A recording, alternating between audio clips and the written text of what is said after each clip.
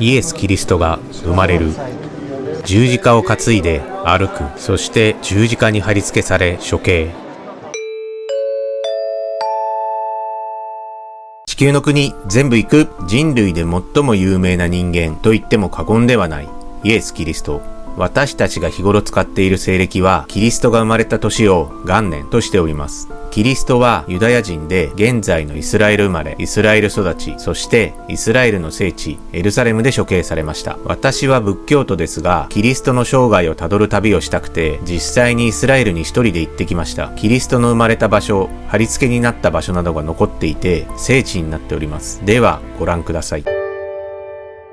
イスラエル北部ナザレの町です。ここでマリアは大天使ガブリエルに神の子を身ごもったことを告げられます。受胎告知といって多くの画家が描いているので一度は見たことがあると思います。大きな翼を持つ大天使ガブリエルがマリアに妊娠を告げるシーンでマリアは驚いています。このレーザー光のようなものは神の御霊、聖霊で、これによりマリアは神の子を妊娠。純血を示す白い百合の花を持っていることもあります。また、通常立ち位置はガブリエルが左、マリアが右ですが、エルグレコは逆にしているのが興味深いです。ちなみにエルグレコはスペイン三大画家の一人で、彼が描いたオルガス伯爵の埋葬は世界三大絵画の一つとなっております。私はエルグレコの劇画調の絵が大好きで、ジョジョの奇妙な冒険のようなタッチが最高です。さて、ナザレの町に着くと、キリストの聖地なのにイスラム教の位置はスークだらけでびっくり。現在のナザレはイスラム教徒とキリスト教徒が半々の小さな町となっております。受胎告知教会にやってきました。マリアが受胎告知された洞窟の上に立つ教会で、1969年に完成した新しくモダンな教会です。以前は小さな教会があったようですが、現在はこのようなかなり大きな教会となっております。教会の外には世界各国から寄贈されたマリアとイエスの像、絵画がありました。その国の衣装を着ていて興味深いです。中国と韓国の聖母子は民族衣装を着てますね。南米、アジア、ヨーロッパからの絵画が飾られていました。中に入ると日本のものもありました。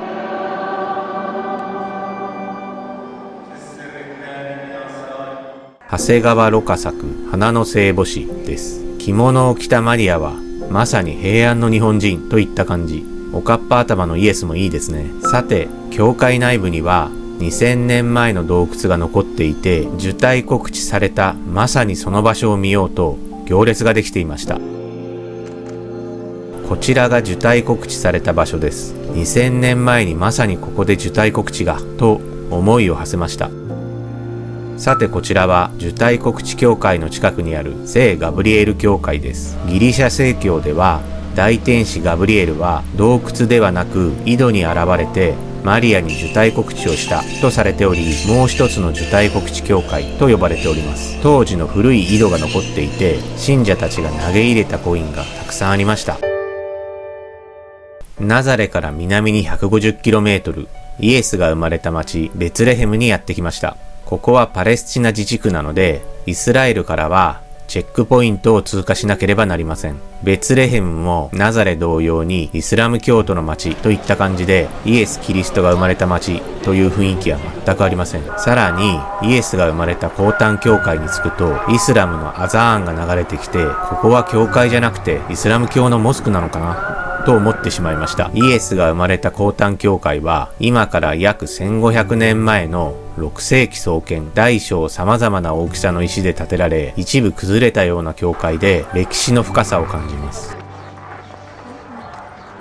中に入ると床に穴が開いていて、6世紀のモザイク画が見られます。今から1500年前のモザイク画が目の前で見れるとは感動です。宗教儀式も行われていました。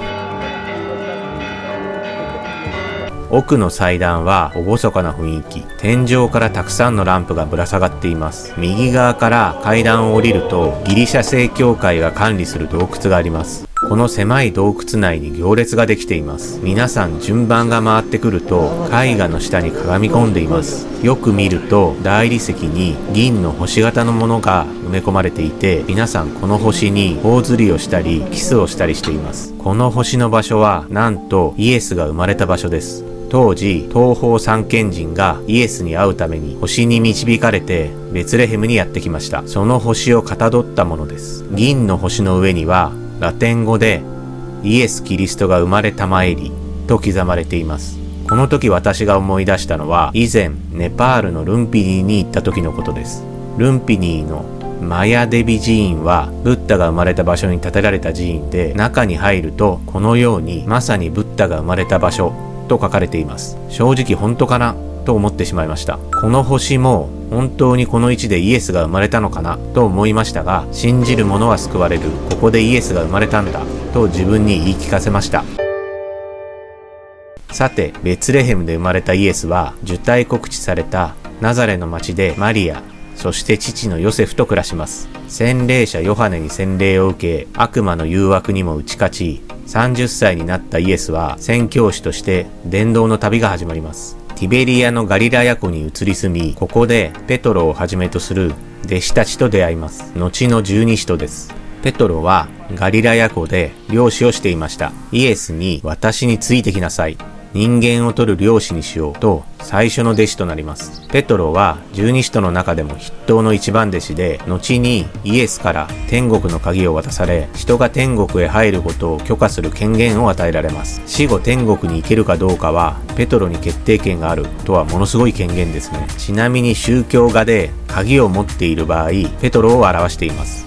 ペトロは後に逆さ十字架で処刑され、その場所はローマのバチカン市国内で世界最大の教会、サンピエトロ大聖堂が建っています。さて、ガリラヤ湖に戻りましょう。ペトロが漁師をしていた時、釣り上げた魚が銀貨をくわえていました。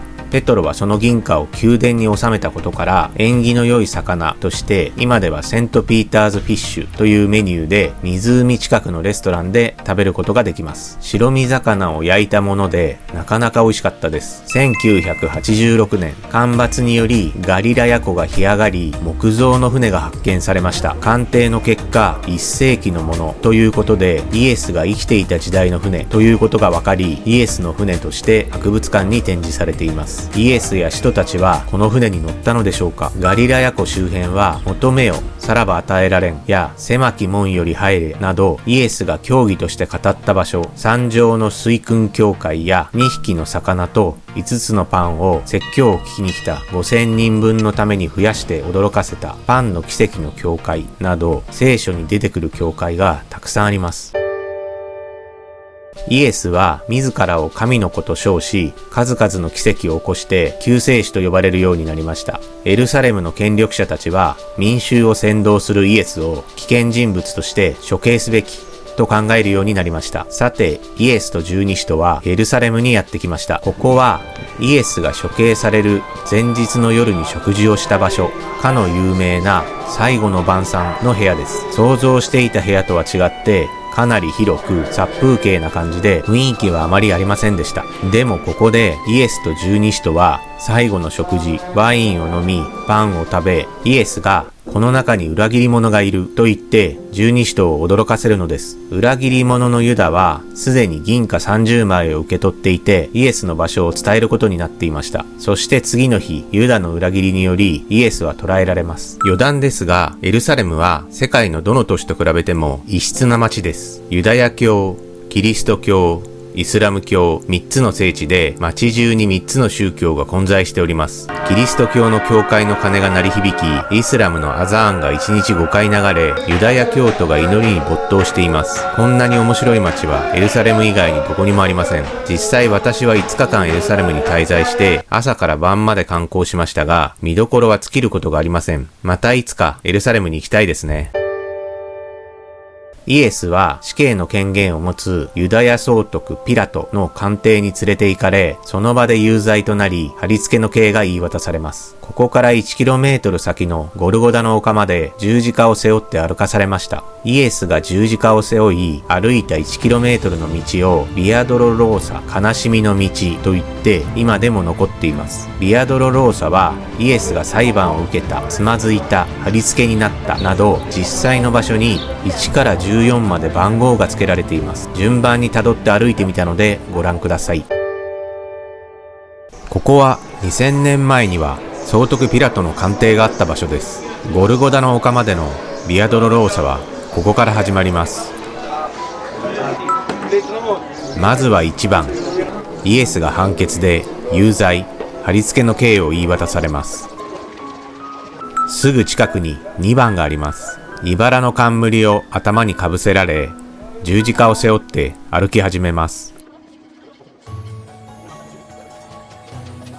右にあるエッケホモ教会にあるアーチは西暦135年建造、今から1900年前に建てられたというのはすごいですね。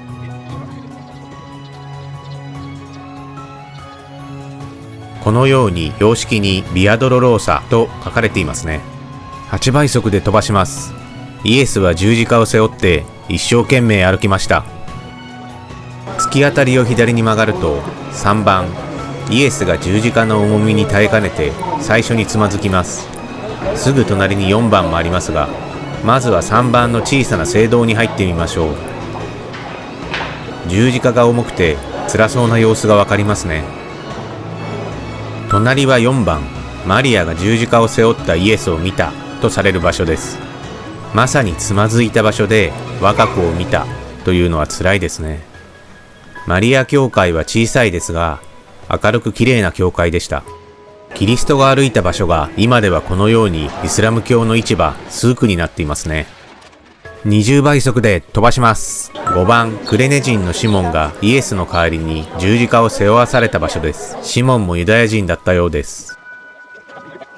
6番のところで巡礼者の団体に遭遇。世界各国からたくさんの巡礼者たちがエルサレムに訪れています。ベロニカという女性が絹の布でイエスの顔を拭ったところ、このように布にイエスの顔が浮かび上がりました。現在この布はローマのサンピエトロ大聖堂にあるそうです。6番から上り坂になるので、十字架がより重く感じたことでしょ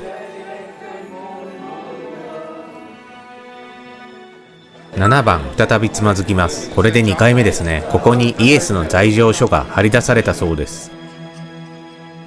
8番、女性たちに私のために泣くな、自分や子供たちのために泣きなさいという有名なシーンの場所です。記念の石の十字架があります。50倍で飛ばします。脇道から階段を上り、分かりにくい道を進んでいくと、9番、3度目につまずいた場所です。聖なる場所に落書きは良くないですね。疲労のためか、2回目と3回目につまずく距離が短くなっています。イエスはもう限界に来ています。もうすぐゴルゴダの丘です。現在はこの奥は行き止まりなので、引き返して大回りしてゴルゴダの丘に向かいました。さあ、いよいよゴルゴダの丘に着きますよ。お腹が空いたので、イスラエル名物、ひよこ豆のコロッケをいただきました。ひよこ豆を潰して、パセリ、香草、スパイスを混ぜて揚げたコロッケ、ピタパンに挟んで食べると最高です。ようやく着きました。10番。さて、ついにゴルゴダの丘に到着。イエスはここで貼り付けにされました。現在は聖墳墓教会が建っています。この日は午後に行ったのですが、人が多すぎてゆっくりと見ることができませんでした。聖墳墓教会は毎日朝5時から開いているので、次の日の朝5時に出直しました。さすがに朝5時は人が少ないですね。では中に入ってみましょう。右側の階段を上ってすぐのところ、11番、イエスが十字架に足を釘付けされた場所です。まさにここでイエスは貼り付けにされたのか、と深く思いました。すぐ隣が12番、イエスが貼り付けのまま息を引き取った場所です。この祭壇の下がイエスが亡くなった場所です。私もかがんで床に頬ずりをしました。まさにここで、と強く思いました。昼間に来ると大行列で長時間待つことになります。13番、マリアの悲しげな像があります。ここでマリアはイエスの亡骸を受け取りました。聖墳墓教会の中心にあるイエスの墓です。一説にはアダムの墓もここにあると言われています。5メートルくらいはある大理石でできた聖堂になっていて、中に入ることができます。ここはイエスの亡骸に香油を塗った場所です。畳ぐらいのサイズの赤い大理石があり、ここでイエスの体に香油が塗られました。信者たちは大理石に顔をうずめて、少しでもイエスの辛さを感じ取ろうとしているようです。こちらはもう一つのゴルゴダの丘と呼ばれる園の墓です。ゴルゴダの意味は、シャレ神戸、人面岩があるここにイエスが貼り付けにされたのではと言われております。巡礼に来たグループの人たちが歌っていますね。福音書では、イエスが十字架にかけられたところには、園があり、誰もまだ葬られたことのない新しい墓があったと書かれています。ここは、紀元前7世紀ぐらいの墓ということで、福音書の通りです。イエスは聖墳墓教会の場所ではなく、ここで貼り付けにされたのでしょうか。謎に包まれています。以上、ご視聴ありがとうございました。